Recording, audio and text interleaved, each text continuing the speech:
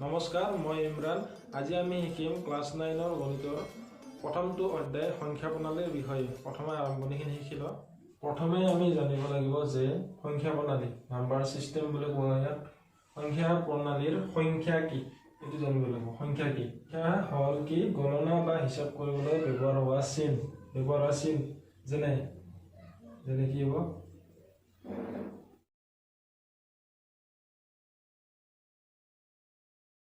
Next কি এলাকা? Next স্বাভাৱিক সংখ্যা কি?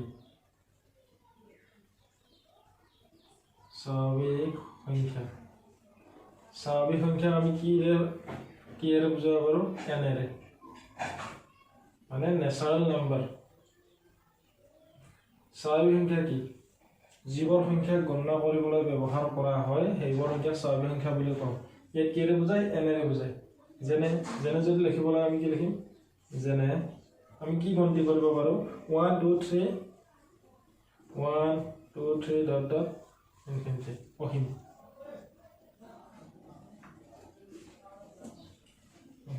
এইটোক আমি কি কওঁ ইংৰাজীত? Natural number. NUTURAL natural number. NUMBER natural number. এইটোক আমি নেচাৰেল নাম্বাৰ। নেক্সট কি আহিলে? স্বাভাৱিক সংখ্যাৰ পিছত পূৰ্ণ সংখ্যা।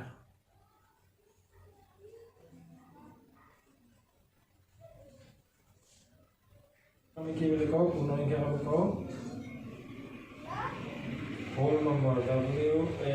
WHOLE whole. NUMBER whole number. পূৰ্ণ সংখ্যা কি হ'ব? পূৰ্ণ সংখ্যা যদি পূৰ্ণ সংখ্যা পাব লাগে আমি নিশ্চয় গম পাইছা পূৰ্ণ সংখ্যাত কি থাকে? 0 থাকে, 1 2 3 0 আছে। এইখিনি কি সংখ্যা বুলি ক'লো? স্বাভাৱিক সংখ্যা বা ধনাত্মক অখণ্ড সংখ্যা। দেখি লম পূৰ্ণ সংখ্যা কি? ধনাত্মক অখণ্ড সংখ্যা আৰু শূন্য একেলগে কি বুলি কওঁ? আমি পূৰ্ণ সংখ্যা বুলি কওঁ। গতিকে যেনে কি হ'ব? যেনে আমি কি লিখিম? এইটো হোল নম্বৰ। গতিকে W নম্বৰ কি আছে? হোল নম্বৰ কি লিখিব? 0 1 2 3 ইনফিনিটি। এইটো কি বুলি কওঁ আমি? অসীম। এইবাৰ হ'ল অখণ্ড সংখ্যা।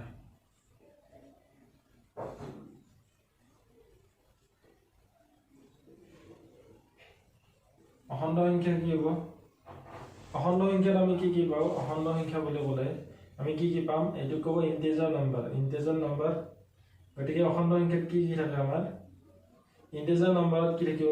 মাজত 0 থাকে, তাৰপিছত -1 ইনফিনিটি বা মাইনাছ ইনফিনিটি। আই বুলি কয় ইন্টিজাৰ নাম্বাৰ। গতিকে নেক্সট আৰু এইফালে কি থাকিব? 1 2 3 4 5 ইনফিনিটি। গতিকে কি থাকিল আমাৰ? অখণ্ড সংখ্যা দুটা ঠোক পালোঁ আমি। কি পালোঁ? এটা পালোঁ ঋণাত্মক অখণ্ড সংখ্যা, এটা পালোঁ ধনাত্মক অখণ্ড সংখ্যা। এইটো ক'ব ঋণাত্মক অখণ্ড সংখ্যা। আৰু এইটো পালোঁ আমি কি? ধনাত্মক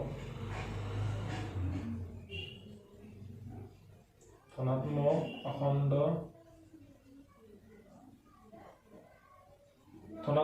সংখ্যা। ধনাত্মক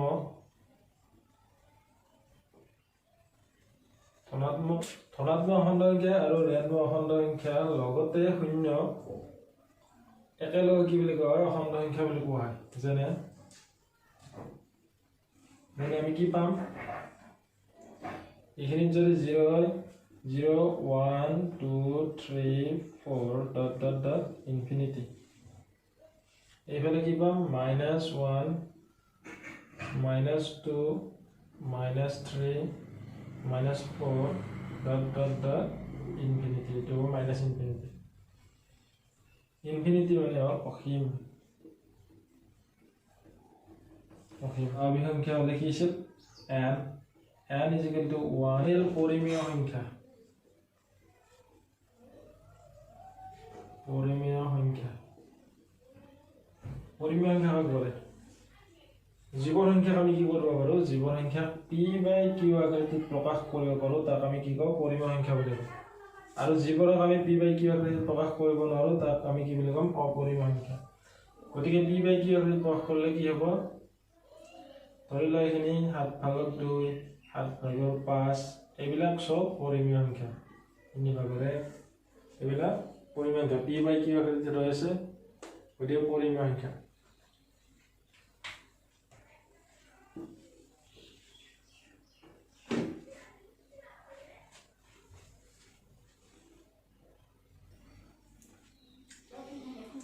কি দিয়া আছে ইয়াতে পৰিমেয় সংখ্যা জীৱৰ সংখ্যাক p/q আৰ্হিত প্ৰকাশ কৰিব পাৰি য'ত p আৰু q অখণ্ড সংখ্যা তেনেবোৰ সংখ্যাক আমি পৰিমেয় সংখ্যা বুলি কওঁ যেনে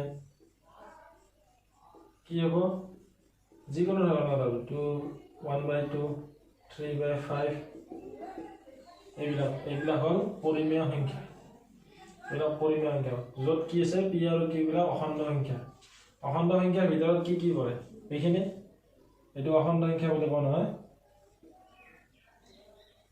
অখণ্ড সংখ্যা পূৰ্ণ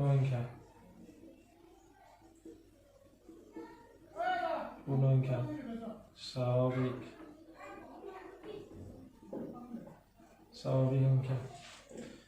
সংখ্যা পূৰ্ণ সংখ্যা অখণ্ড সংখ্যা গতিকে অখণ্ড সংখ্যাৰ ভিতৰত কি আছে -1 আছে 0 1 2 3 এইবিলাক গোটেইখিনি আছে গতিকে এইবিলাক সব পৰিমেয় সংখ্যাত পৰি যাব p/q আকৃতিত হ'ব নহয় গতিকে এইবিলাক পৰি দিবাৰ আহিল আমাৰ অপৰিমেয় সংখ্যা কি হ'ব ইয়াৰ উল্টাটো হ'ব জীৱৰ সংখ্যাক আমি p/q আৰ্হিত কি কৰিব নোৱাৰো প্ৰকাশ কৰিব নোৱাৰো ই কিন্তু কি হ'ব লাগিব p আৰু q অখণ্ড সংখ্যাই হ'ব লাগিব জীৱৰ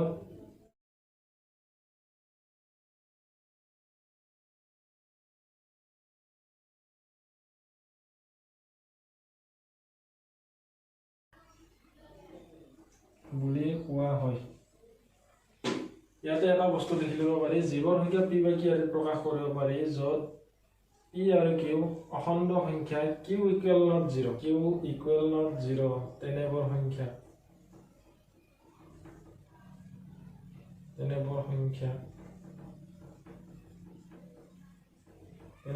আমি জানে কোৱা হয় যেনে √2 √3 এতিয়া এইখিনি গম পালো আমি পৰিমেয় অপৰিমেয় কি ধৰণৰ হয় ইয়াতো এইটো যেনে q = 0 ইয়াতো লিখিব পাৰি q = 0 তেনেবোৰ সংখ্যা অপৰিমেয় সংখ্যা বুলি কোৱা হয় যে 1 নম্বৰ শূন্যটো পৰিমেয় সংখ্যা হয়নে আমি কথা চাব লাগিব শূন্যটো পৰিমেয় সংখ্যা হয়নে হচ্ছে গতিকে p/q আৰ্হিত হ'ব লাগিব সংখ্যাটো p/q আৰ্হিত হ'ব লাগিলে শূন্যটো পৰিমেয় সংখ্যা হয়নে চাম আমি যদি আমি ওপৰত 1 দেও তলত যদি এনেকৈ দেও এইটো তেতিয়াহ'লে ইম্পসিবল হ'বই নোৱাৰে কিন্তু p/q আৰ্হিত হোৱাটো মিলাবই লাগিব আৰু শূন্যটো হয়নে চাম আমি যদি ওপৰত আমি 0 দিছো তলত যদি 1 দেও তেতিয়াহ'লে নিশ্চয়টো হ'ব এতিয়া কোৱেশ্চন নম্বৰ আনসাৰ কি হ'ব মান কি দিছে শূন্যটো পৰিমেয় সংখ্যা আৰু ইয়াক p/q আৰ্হিত প্ৰকাশ কৰিব পাৰি য'ত 0/1 হ'ব q = 0 ইয়াতে ধুনীয়াকৈ লিখিছে q = 0 গতিকে কি হ'ব p/q হলে কি হ'ব q ৰ মান যদি 0 নহয় বুলি কৈছে আমি যিকোনো 1 2 3 ল'ব পাৰো আৰু ওপৰত 0 গতিকে 0/1 হ'ব নিশ্চয় ইয়াৰ বাহিৰে বেলেগ একো হ'ব নোৱাৰে তলৰ সংখ্যাটো চেঞ্জ হ'ব কিন্তু ওপৰৰ সংখ্যাটো কি থাকিব 0 হৈ থাকিব 2 নম্বৰ কি দিয়া আছে 3 আৰু 4 ৰ মাজত থকা ছটা পৰিমেয় সংখ্যা দিব 3 আৰু 4 ৰ মাজত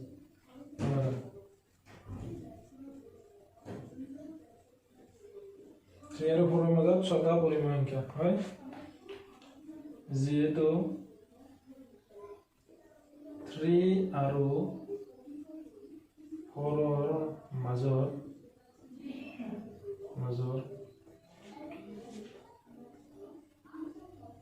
ছটা পৰিমেয় সংখ্যা উলিয়াব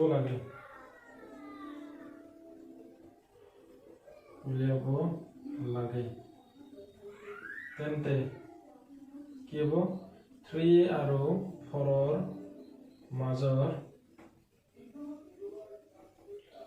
মাজৰ ছটা পৰিমেয় সংখ্যাৰ লগত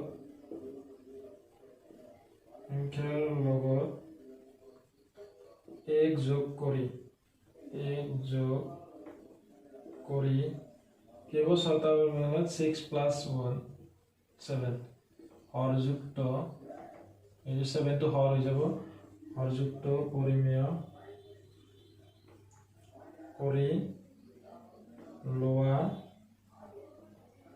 হল এটা হৰযুক্ত বুলি কৈছে গতিকে হৰ এইটো চাবা p/q হলে কি হ'ব এইটো ছিল আমাৰ লগ এইটো হল হৰ এইটো গতিকে p/q q টো কি হ'ব 7 গতিকে এইটো হৰটো 7 থাকিব এতিয়া কি হ'ব 3 টোক আমি কেনেকৈ লিখিব পাৰো 3/1 কাৰণ 1 ৰ ভ্যালু নাই যেহেতু গতিকে 3 টোক আমি 3/1 বুলি লিখিব পাৰো কিন্তু 1/3 বুলি পোৱা নাযায় সেইকাৰণে 3 হয় 3 টোক আমি কি বুলি কওঁ 1/3 হলে এটো কি হ'ব যেটো আমাৰ হৰটো কিমান আছিল 7 টো ইনটু কৰি দিয়া দুটাৰ লগত ইয়াৰ লগত কি 7 টো ইনটু কৰিলো এই দুটা যেটো 7 একে সংখ্যা এই দুটা সংখ্যা যদি আমি কাটি দাও হৰণৰ ক্ষেত্ৰত একে সংখ্যা কাটা যায় এটা কাটি দিলে আমি এই সংখ্যাটো পাম সেইকাৰণে আমি 7 টো পূৰণ কৰি দিম 7 টো পাইছো আমি এক যোগ কৰি এটা হল 4/1 1 * 7 4 * 7 এতিয়া আমি এখানে কি পাম 7 × 3 = 21 27 × 7 7 4 × 28 27 × 7 আমি পাই গলো ইয়াৰ মাজত 5টা 6টা ইয়াৰ মাজত 6টা পৰিমেয় সংখ্যা এটাকে 3 আৰু 4 এৰ মাজৰ 5টা মাজৰ 6টা পৰিমেয় সংখ্যা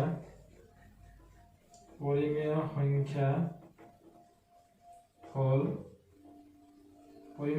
কি হ'ব 7/21 পৰা পিছৰ পৰা আৰম্ভ কৰি এটো 7/27 লৈকে গতিকে 7/22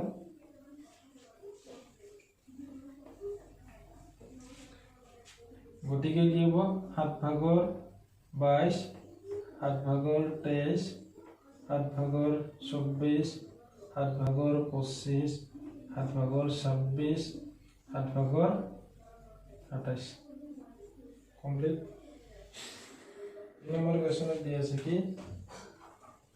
5/3 আৰু 5/4 মাজত থকা 5টা পৰিমেয় সংখ্যা উলিওৱা লিখিলাম আমি সমাধান কি লিখিম 5/3 আৰু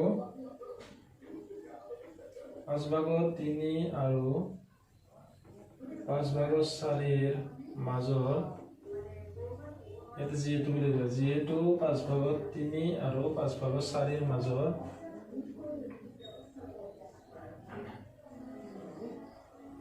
5টা পৰিমেয় সংখ্যা উলিয়াব লাগে তেন্তে 5/3 আৰু 5/4 মাজৰ 5টা পৰিমেয় সংখ্যা 5টা পৰিমেয় সংখ্যাৰ লগত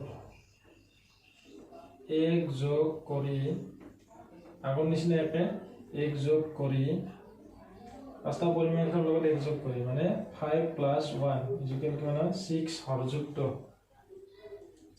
হৰযুক্ত পৰিমেয়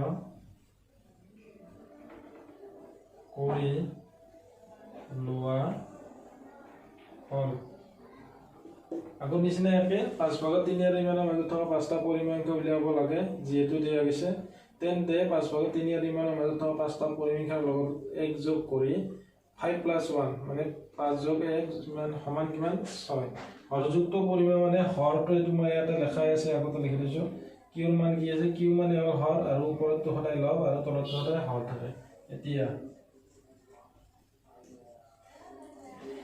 কি হ'ব আগৰ নিচিনাকে এতিয়া 3/5 ইকুৱেল আৰু এটা আছে কি 4/5 3/5 হলে যেটো আমি 6 হৰযুক্ত হ'ব লাগে 6 হৰ কৰি দিলো হৰত 6 পূৰণ কৰি দিলে লগত দিলে এনেকুৱা সংখ্যা পূৰণ কৰিম 6 টো ইয়াতো পূৰণ কৰিম ইয়াতো পূৰণ কৰিম যাতে কি হ'ব দুটা সংখ্যা একে হ'ব আৰু এই সংখ্যাৰ দুটা ক্ষেত্ৰত হৰণ সদায় কটা কাটি যায় গতিকে কটা কাটি গ'লে এইখিনি পাওঁ আমি গতিকে এইটো পূৰণ হৈ থাকিব 6 6 3 গুণ 18 6 5 গুণ 30 নেক্সট এইটোৰ লগতে একে এটি কিমান হ'ব 6 5 গুণ 30 হয় 6 4 গুণ 24 6 5 গুণ 30 এইখিনি মানে এইখিনি এটাকে 4 নম্বৰ কোৱেশ্চনটোত কি দিছে সঁচা নে মিছা উলিয়াব দিছে সত্য নে অসত্য কৈছে কি প্ৰতিটো স্বাভাৱিক সংখ্যা এটা পূৰ্ণ সংখ্যা এতিয়া আমি ইয়াতে চাই লওঁ এইখিনি লেখা আছে আগতে লিষ্ট মতে লেখা আছে প্ৰতিটো স্বাভাৱিক সংখ্যা গতিকে স্বাভাৱিক সংখ্যা চাইছো 1 2 3 আছে গতিকে সংখ্যা এটা পূৰ্ণ সংখ্যা বুলি কৈছে পূৰ্ণ সংখ্যাত আমি স্বাভাৱিক সংখ্যা পাম নে নাই এইখিনি পাইছো গতিকে কি হ'ব সত্য হ'ব এইটো যেটো কি আছে স্বাভাৱিক সংখ্যাত পূৰ্ণ সংখ্যাৰ সমষ্টিবোৰ পোৱা যায় হয় না নহয় গতিকে সত্য কাৰণ পূৰ্ণ সংখ্যাবোৰত কাৰণ কি হ'ব পূৰ্ণ সংখ্যাবোৰত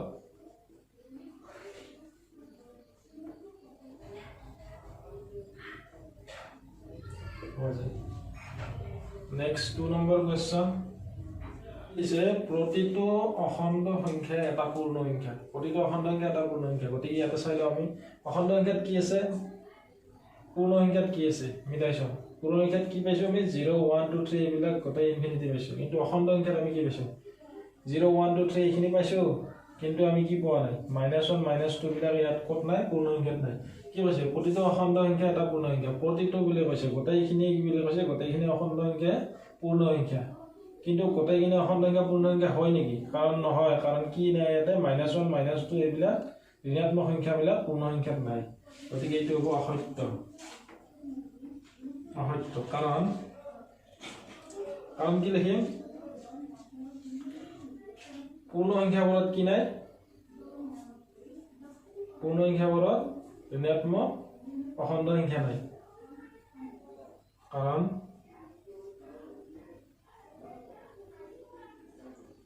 পূৰ্ণ সংখ্যাবোৰত কি নাই ঋণাত্মক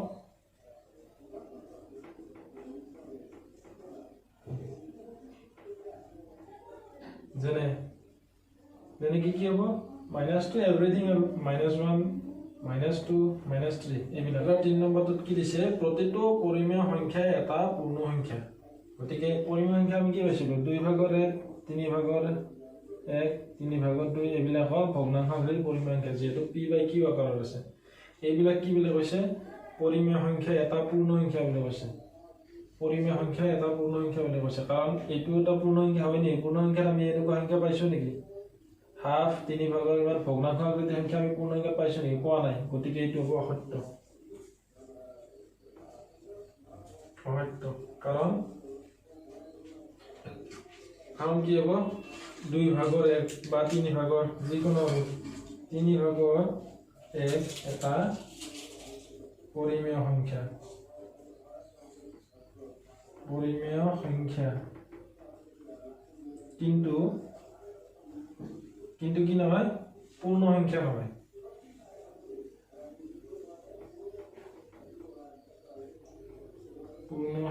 নহয় তোমালোকৰ আজি ক্লাস 9 ৰ আজি অনুশীলনী 1.1 ৰ প্ৰতিটো কোৱেশ্চন গোটেইখিনি কমপ্লিট হ'ল নেক্সট অনুশীলনী 1.2 ৰ কোৱেশ্চন বিলাকৰ সমাধান কৰিম গতিকে সকলোৱে চেনেলটো সাবস্ক্ৰাইব কৰি ৰাখিব আৰু নটিফিকেশন পোৱাৰ কাৰণে বেল আইকনটো বজাই ৰাখিব